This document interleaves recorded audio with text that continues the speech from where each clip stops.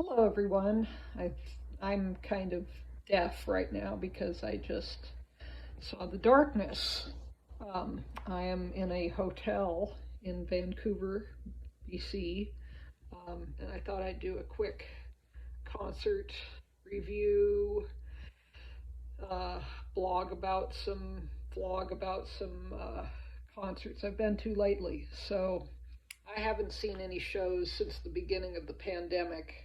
I had tickets to see The Darkness and a couple other shows, Alice Cooper, but Patti Smith, but that was right when all those concerts were postponed.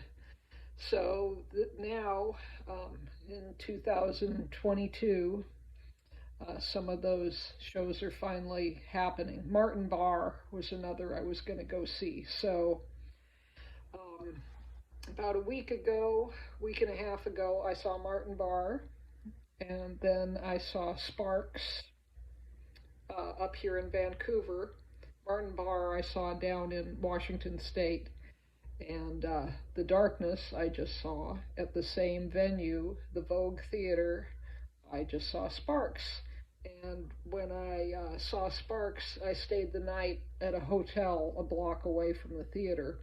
And I made reservations for a room in the same hotel. So here I am, my ears ringing.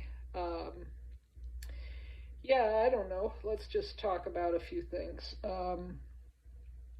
I have no problem using these little things at shows. I really don't have a problem with it. I am not macho about this. Sometimes you really need to wear earplugs because I had earplugs in.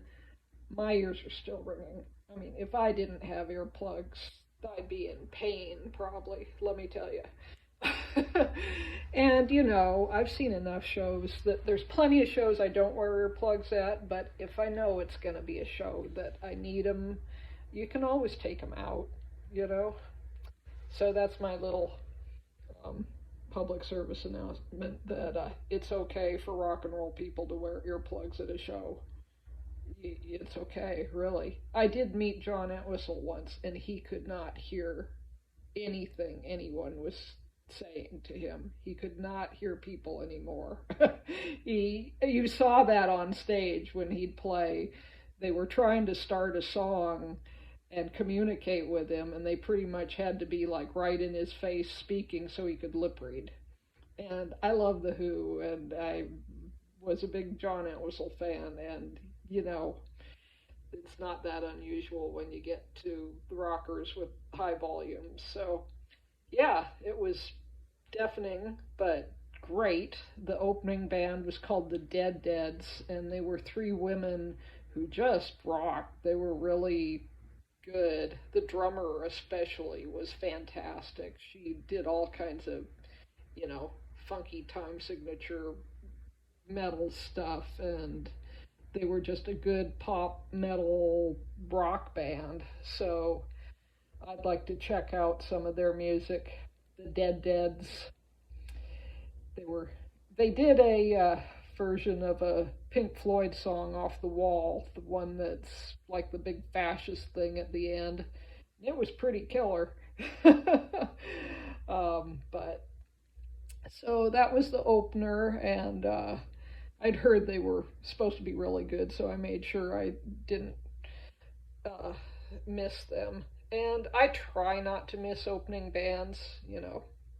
I'm somebody who tries to be there for the whole show. Now that I'm starting to get older, I'm getting a little more jaded about always being there for the opening band, but 85% of the time I'm trying to see all of the opening band and at least have an open mind, and maybe I might buy their CD or something.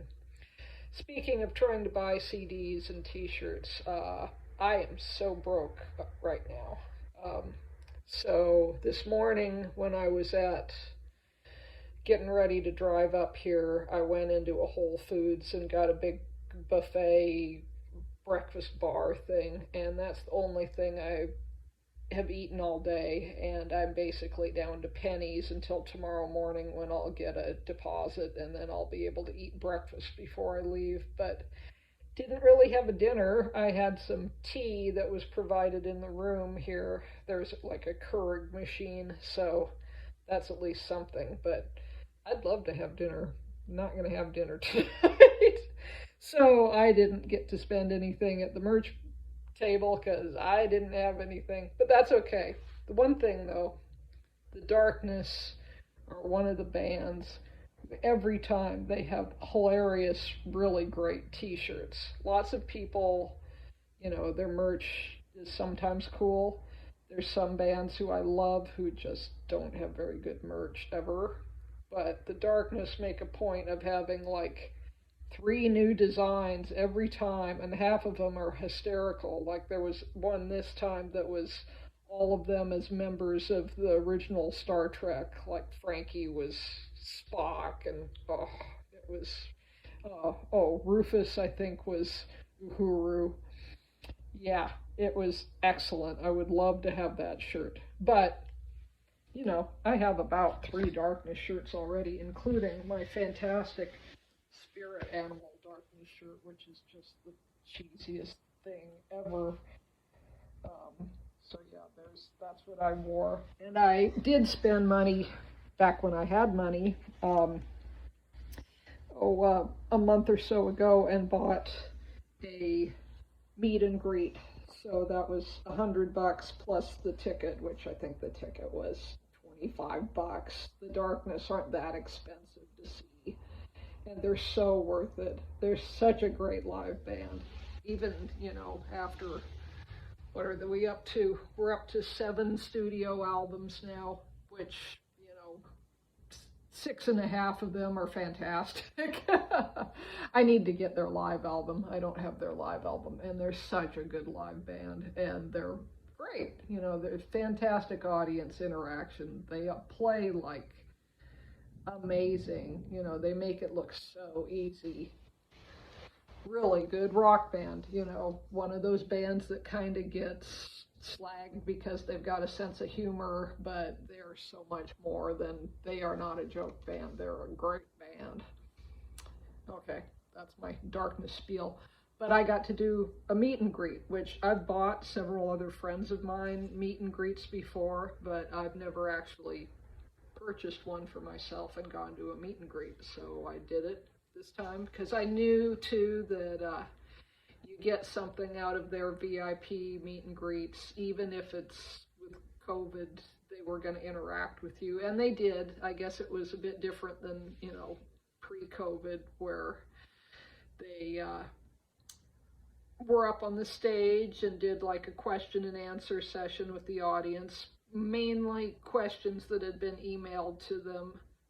And I emailed a question. I wanted Dan Hawkins, the guitarist, rhythm guitarist, is well known for almost always wearing a Thin Lizzy t-shirt.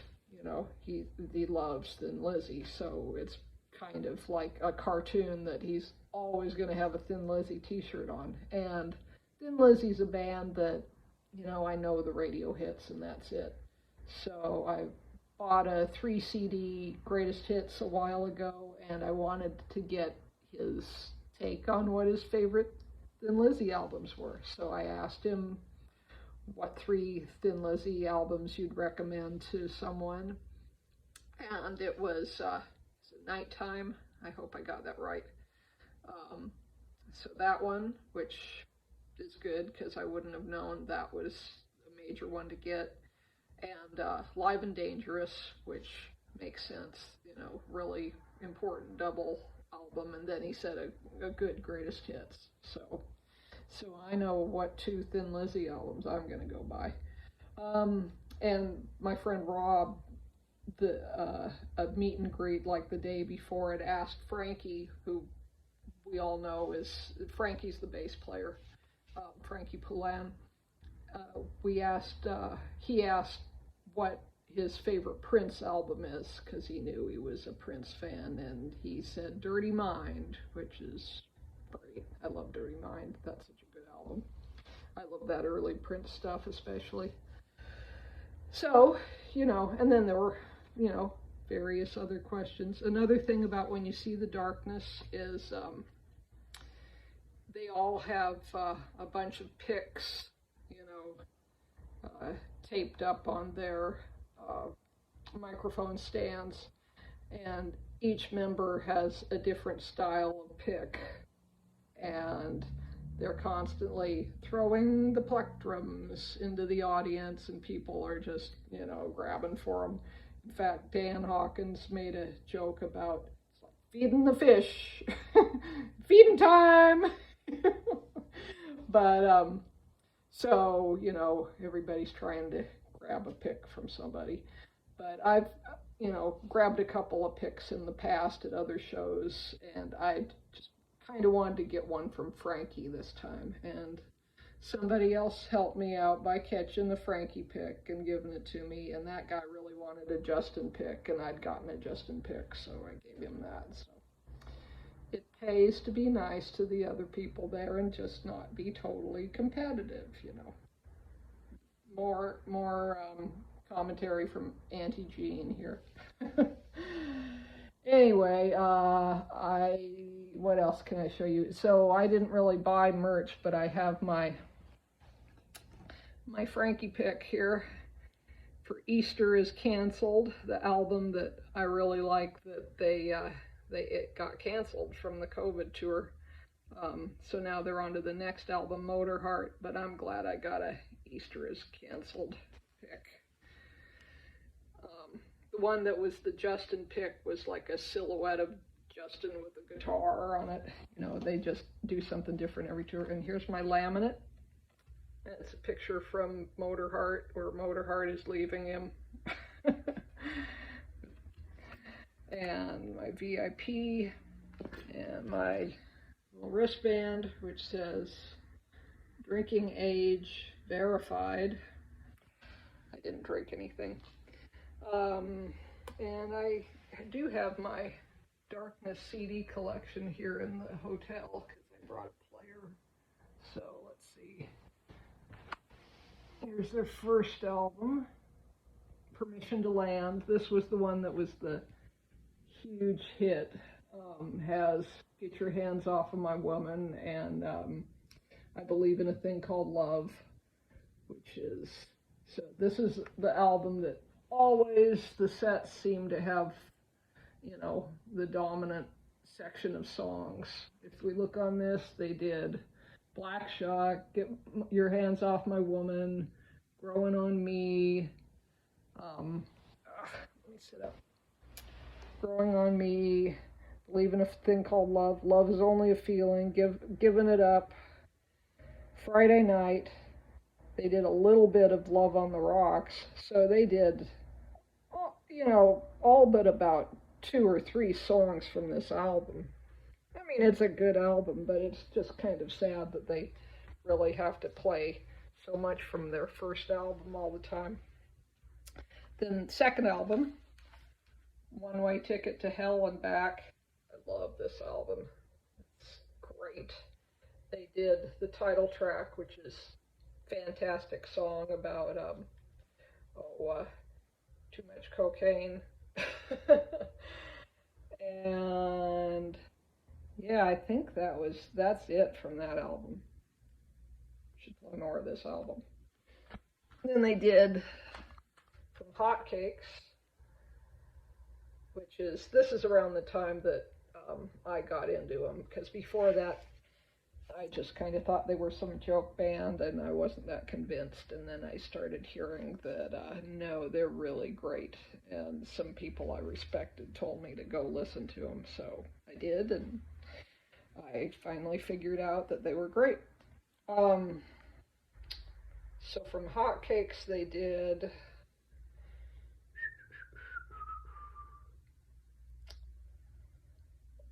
they did Open Fire, but Open Fire isn't on this? Okay, I'm wrong.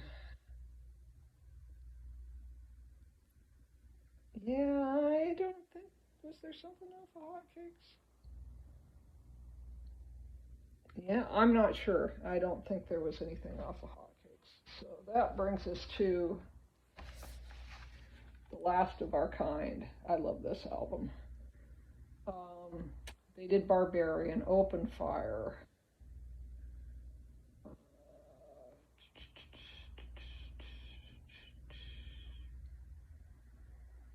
Yeah, that's it. Should do more of this album too. Um, Pinewood Smile. This kind of gets uh, slagged a bit for being an Inferior Darkness album, but there's still great songs on it. And I think they like it a lot. Solid Gold, they did. Japanese Prisoner of Love, they did that. There's some really silly songs on this album. Yeah, I think that's it. They didn't do any of those. Okay. And the fantastic Easter is canceled. I think they got in trouble about the cover, which just has Justin as the buff Jesus who's breaking free, and he's not going to get crucified this time because, you know, he's being saved, I guess. Anyway, Rock and Roll Deserves to Die. They didn't do that. They did Heart Explodes. Is that it? Mm-mm-mm-mm. Yeah, I think that's it from that album. So there's a lot of Motorheart, which is good because that's the current album, Motorheart. They did Welcome to Glasgow. That was the opener. That was great. Um, they did It's Love Jim, which might be my favorite song on the album. They did Motorheart. And yeah, maybe that's all they did. See, that's the problem. They do so much of Permission to Land. I mean, it's great. It really is. Those everybody knows those songs. You want that kind of energy at a Darkness concert where they're doing. And still, there were people really yelling over and over for songs they weren't going to do, which you could tell they got a bit frustrated with that. But still, it just they bring down the house. The whole place is just pounding for an encore, and they're incredible. Go see them, sometime. I'm sure at some point they'll quit playing again because they just are always going to be a cult band from now on, and that's sad because they're so good. They're so good. I could see the Darkness on every tour forever, but I'm sure they'll get tired of it at some point. Okay, so that's my Darkness review, I guess. See, I brought my Thin Lizzy collection too. I need to listen to this. Thin Lizzy and Queen, and those are the real. Of course, they're fans of AC/DC and everything. They're well-rounded music fans. But I'm kind of less of a fan of the kind of bands that inspired them than them.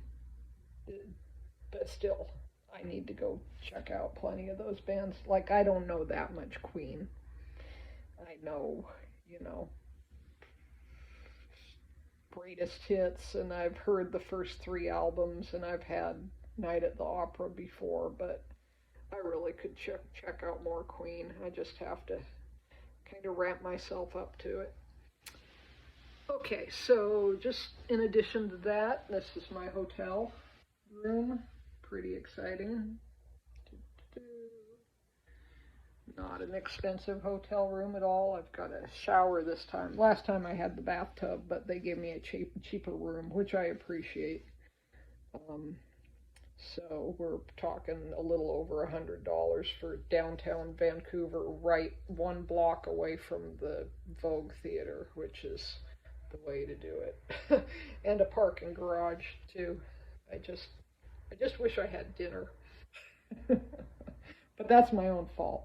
Didn't manage my money well enough. Managed it well enough to get here and go to a VIP. If I didn't go to the VIP, I could have had dinner. But I'd rather not have dinner. It was great. They gave us a tour of the stage, so we got to go up there, see all the guitars, you know. So I got to see all the Dan plays Les Pauls and regular Les Pauls, and Justin has like three custom Les Pauls. No, he had two custom Les Pauls, and then he had is it a Carvin? It's like a Stratocaster copy that had a whammy bar on it because he uses slide and whammy bar on Motor Heart, so that was just a guitar for one song. And it's kind of interesting, you know, Frankie and Dan had pedal boards, so I'm looking at their pedals. Frankie has three cool Thunderbirds, Gibson Thunderbird basses. They're like the all Gibson guitar band. And apparently, a long time ago, when they actually were famous with the first album, Justin was able to get Gibson to do a signature Les Paul model. So that's pretty cool because Gibson doesn't do signature models very much at all, and he got away with it because he loves Les Pauls. But now, you know, Gibson like won't sponsor him or anything because you're not going to make money off darkness. um, yeah, so it was fun going up on stage and seeing the gear and having the guitar tech tell us about everything. So that was nice. That was when the band had left. They had gone off to get ready and have dinner and stuff. So we got a little. There was about 25 people at this VIP. I've heard in the past that there have been times when it's only like 5 people and stuff like that. So, and we all wore masks the whole time. Of course, when I was at the show, uh, very few people were wearing masks around me. I had my P90 thing on the whole, or 95 or whatever it is, on the whole show. I just, you know, the darkness were trying to take precautions. They were trying not to do too many hand slaps and things like that, but still, I just hope people don't get sick at shows. I'm, you know, I've seen 3 in a row now. I'm gotten tested enough to go back and forth across the border, so I know I'm negative. I have my Vax card. They've checked for Vax cards going in. Just, it's kind of, lots of people don't want to wear masks, so it means I'm going to limit the shows I see. Because normally I'd go see Paul McCartney. I'm not gonna go risk it in a big stadium. I'm gonna go see Kraftwerk, I think, because I have a ticket for that with a friend in the summer, or May, or I think it's like July or June. I've seen Kraftwerk once, so it's not that critical to me. If I get really worried, I'll cancel out. I'm supposed to go see Booker T from Booker T and the MGs in about a month, and it's in a kind of a nice dinner theater, so I'm a little less worried about that one. I'll wear a mask the whole time. And then I'm going to see NRBQ in August, and that's going to be another smaller show.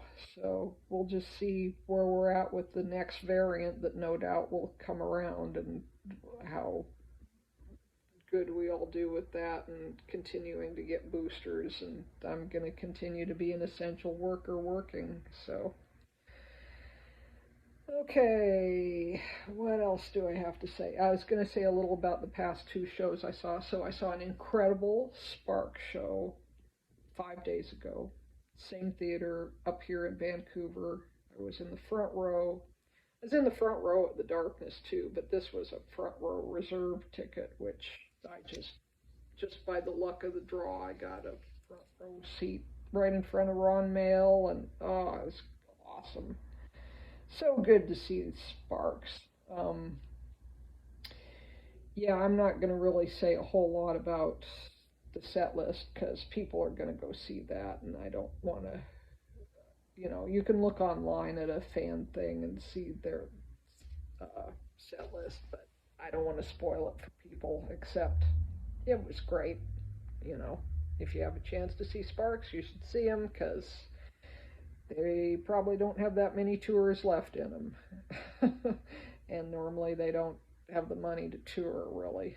So, and, it was great. Russell has incredible shoes and pants, as usual. Russell's always going to have wear something that you're just going to go, where did he find that? And he sang great. And the band was really good, and all the people in the band were singing too, so that helped with a lot of the stuff that has stacked Russell vocals on the studio albums. And Ron, every now and then Ron would sing, say, Women Seduce Me, or some line in the song, and otherwise he just wasn't singing and would just, you know, look stoic. But every now and then there'd be that little bit of humor creeping in. Yeah, Sparks. I was trying to tell somebody there that, they should go see the Sparks Brothers documentary at the Darkness. I mean, there was a guy who was saying, "Oh, I know one Sparks song." I'm like, yeah, well, you need to know more. And I saw Martin Barre before all that, and Martin Barre, I think this was a better time than when I saw him before. I mean, and before it was great. This was back, I don't know, 2018 or something that I saw Martin Barre before. This one, or 2019, I think. 2000, yeah, probably. This one, they did all of Aqualung, not necessarily in the exact order of Aqualung, but close. And lots of earlier Toll, and then a couple things like Steel Monkey and was it Hunting Girl from Songs from the Wood, and but then big chunk of Thick as a Brick that like wasn't the typical part of Thick as a Brick you hear. So that was really, I mean, just that's an incredible group of players. And the guy who sings for Martin Barre, it's pretty close to an Ian Anderson. He sounds probably better than Ian Anderson does right now. And a little tongue in cheek, some of the, things he was doing that are like Ian Andersonisms. But he was good. He was good. I'm fine with that guy as the lead vocalist. And yeah, great band, great set. Go see Martin Barre. Is that it? I think that's it. I think I need to get to bed and let my ears recover. And you all take care. Take care going to shows. Wear a mask. Try and be smart. Take a shower afterwards. Okay, have a good night. Bye.